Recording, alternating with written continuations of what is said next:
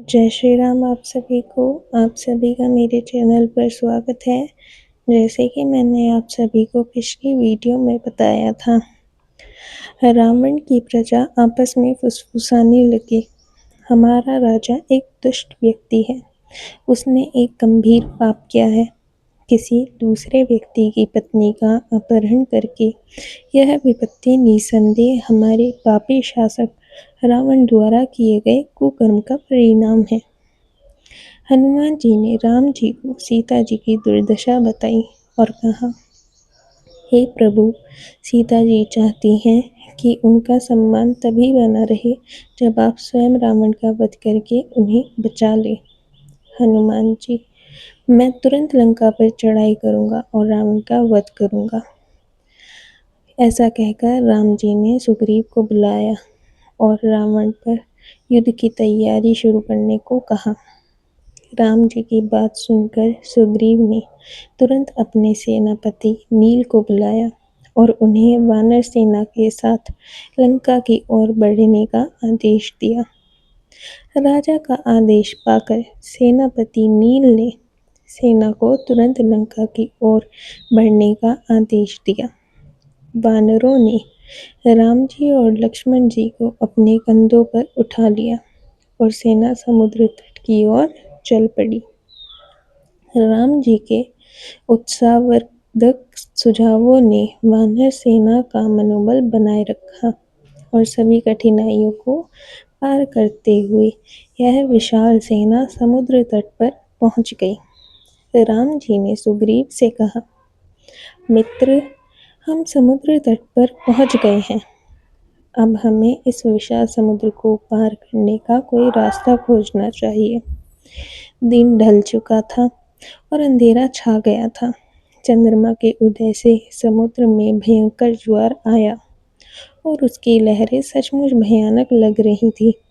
इसीलिए वानर सैनिक समुद्र तट पर डेरा डाले रहे और जल्द से जल्द समुद्र पार जाने के लिए बहुत उत्सुक थे।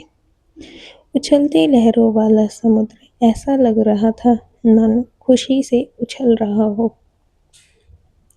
तभी लक्ष्मण जी ने आकाश में कुछ राक्षसों को देखा। वे चौंक कर उठे और राम जी से बोले, भाई, वहाँ देखो, कुछ राक्षस आकाश में घूम रहे हैं। हमें उनका सामना करने के लिए तैयार रहना चाहिए। परंतु वे राक्षस किसी बुरी मंशा से नहीं आए थे। वे रावण के छोटे भाई विभीषण के साथ आए थे, जिन्हें लंका से निकाल दिया गया था। वे नीचे आए और राम जी के पास आकर हाथ जोड़कर बोले, मैं रावण का भाई हूँ। महाराज, मैंने उसे आपकी पत्नी को मुक्त करने और क्षमा मांगने के लिए बहुत समझाया, लेकिन सब व्यर्थ रहा। इतना ही नहीं, उसने मुझे लंका से निकाल दिया। विभीषण की बातें सुनकर सुग्रीव ने कहा, मुझे कुछ गड़बड़ लग रही है। हमें इन राक्षसों के बहकावे में नहीं आना चाहिए। बेहतर होगा कि हम उसे शरण न दें। परंतु मैं उसे शरण देने से मना नहीं कर सकता। जो मुझे शरण मांगता है मैं उसे दे देता हूँ। यह हमारे वंश की परंपरा है, राम जी ने उत्तर दिया। इसलिए राम जी ने विभीषण का अपने शिविर में स्वागत किया। राम जी ने विभीषण की से लंबी बातचीत की और परिणाम स्वरूप उन्हें रावण की वास्तविक शक्ति का ज्ञान हुआ।